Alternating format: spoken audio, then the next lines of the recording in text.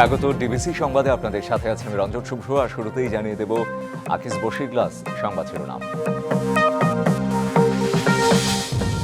4 দিনের সম্মেলনে তাৎক্ষণিক প্রাপ্তি না থাকলেও ইনভেস্টমেন্ট পাইপলাইন তৈরির লক্ষ্য, দীর্ঘমেয়াদে বিদেশি বিনিয়োগের আশা বিডার।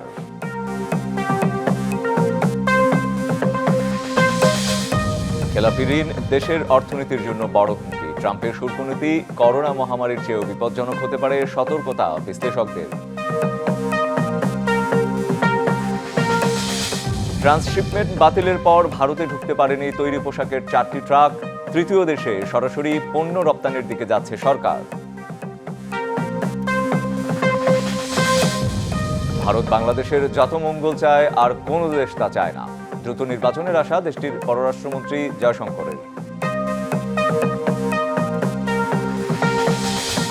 ইসরায়েলি বর্বরতার প্রতিবাদে বিএনপির শোভাযাত্রা, সরকার ও জাতিসংঘের নিরাপত্তায় সমালোচনা, মুসলিম বিশ্বকে ভূমিকা রাখার আহ্বান।